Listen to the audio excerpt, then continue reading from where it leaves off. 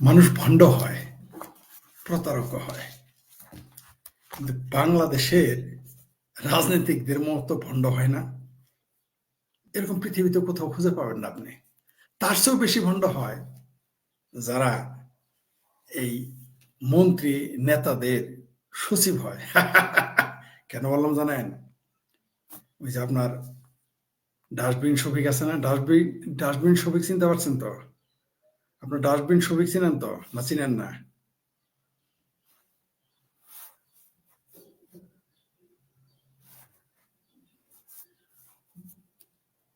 আপনার ডাস্টবিন শফিক চিনেন না?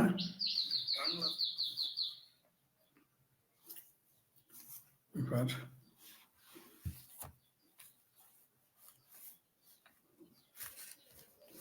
সমস্যা হচ্ছে এই এইখানে লাইভ আসলেই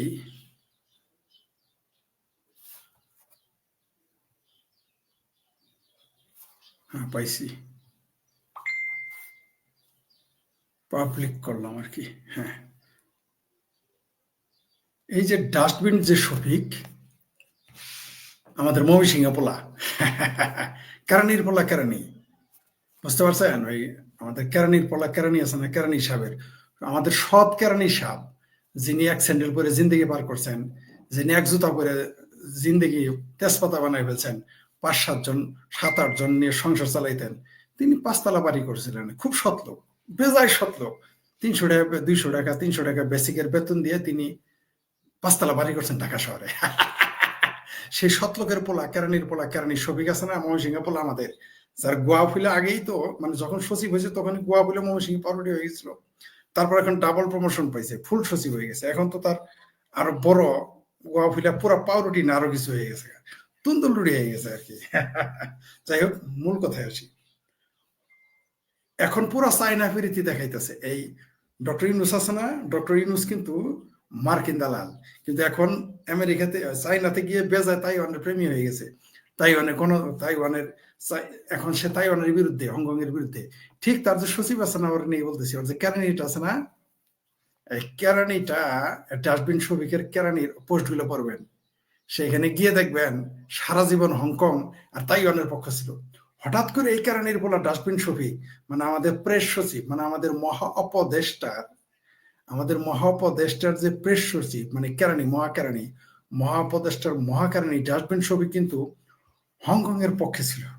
সে সবসময় হংকং এর পক্ষে ছিল, তাইওয়ানের পক্ষে ছিল। আজকে হঠাৎ করে চায়না ফিরিতি বেড়ে গেল। ঘটনাটা কি? ইহাকে বলে ক্ষমতা। ক্ষমতা পেলেই সুর পাল্টি নিতে বেশি দেরি হইতো না, এবং হয় না।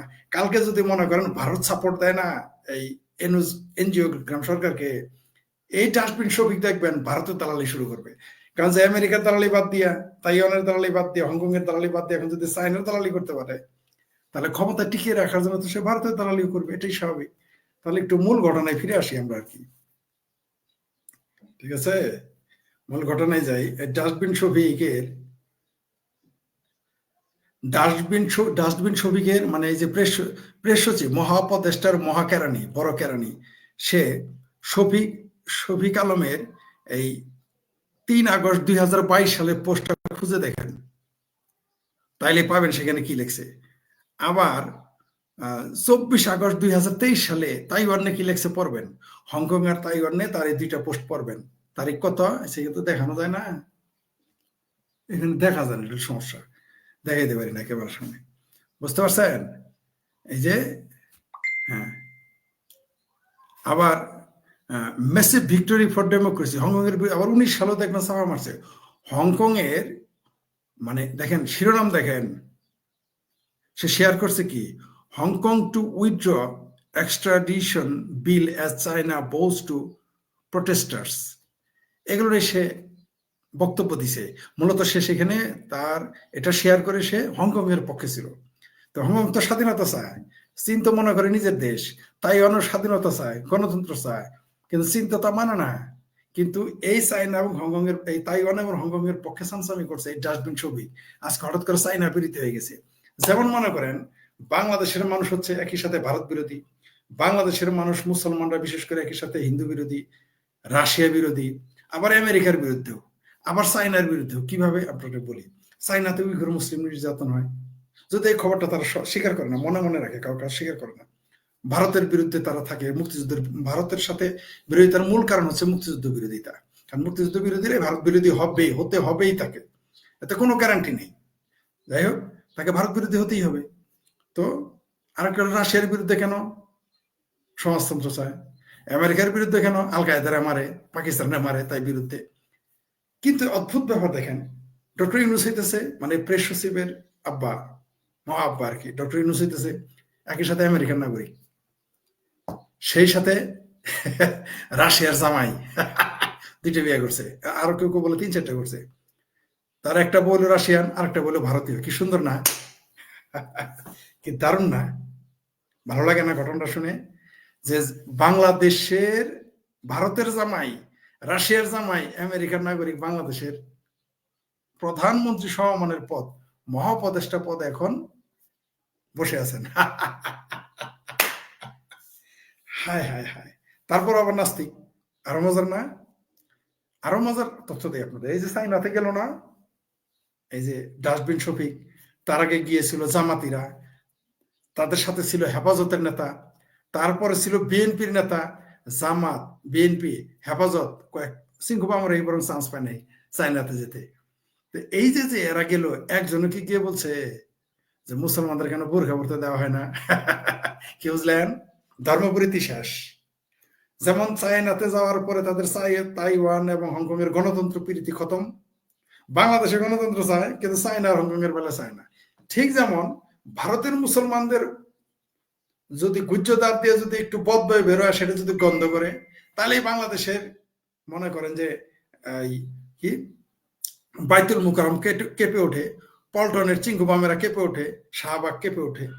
কারণ মুসলমান, ভারতের মুসলমানদের গুজ্জদারদের বদবয় বেরোয়েছে, মোদি খাবার খাওয়াইছে, মোদি আটাটা খারাপ দিছে, মোদি চাউলটা খারাপ দিছে, মোদি ময়দাটা খারাপ দিছে, আঙ্গুর বেদনা কিসমিস খারাপ দিছে। সুতরাং এটা মিছিল করতে হবে, পল্টন গরম করতে হবে, বাইতুল মুকাররম গরম করতে হবে, শাহবাগ গরম করতে হবে। বুঝতে পারছেন? এরকম আর হাটাজারি গরম হয়ে যাবে, এগুলো গরম করতে হবে।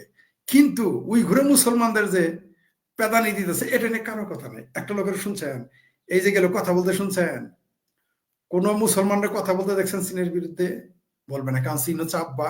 কোন আব্বা? যে আব্বা ভারতের বিরুদ্ধে মনে করছে ভারতের বিরুদ্ধে যুদ্ধ করে তাদের ভারতটা দখল করে দিবে। অলরেডি মৌলবীরা বলে যে চীন আব্বা তাদের নাকি দখল করে দিবে, ভারত দখল করে চীন মুসলমানদের হাতে দিয়ে দিবে, এটা তাদের ধারণা। তো নাস্তিকরা তো খারাপ। পৃথিবীতে সবচেয়ে বেশি নাস্তিক বাস করে চায়নাতে, সেই দেশে গেছে ইউনুস, সেই দেশের গীত গাইতেছে বাংলাদেশের লোকজন। নাস্তিক চীনের সাথে সম্পর্ক ভালো হইলে কোনো সমস্যা নেই, কারণ এখন স্বাধীনতার বিরোধীটা ক্ষমতায়। ইউনুসকে একই সাথে নাস্তিক এবং একই সাথে মুক্তিযুদ্ধ বিরোধী, তাই খুব ভালো লাগে। যেমন ফ্রড মাজার নাস্তিক, কিন্তু খুব ভালো লাগে। প্যানিক ভট্ট তো নাস্তিক, কিন্তু তারপর তাদের ভালো লাগে, কারণ মুক্তিযুদ্ধের বিরুদ্ধে তার বয়ান এখন, আগে ভালো ছিল না। প্যানিক ভট্ট যখন শাহবাগে আন্দোলন করতো, মানে শাহবাগই ছিল, তখন সে খুব খারাপ ছিল। এখন ভালো হয়ে গেছে, ফেরেস্তা। বুঝতে পারছেন? এখন ফেরেস্তা হয়ে গেছে। তাহলে বিষয় কি দাঁড়াইলো, যে হংকং আর তাইওয়ানের পক্ষে যারা গীত গাইছে, তারা এখন চায়নার পক্ষে চলে গেছে। বাটপাড়া দেখছেন তো? মুসলমানদের জন্য যারা গীত গায়, তারা এখন চায়না গেছে। উইগুর মুসলমান নেই, আর কারো কথা নেই।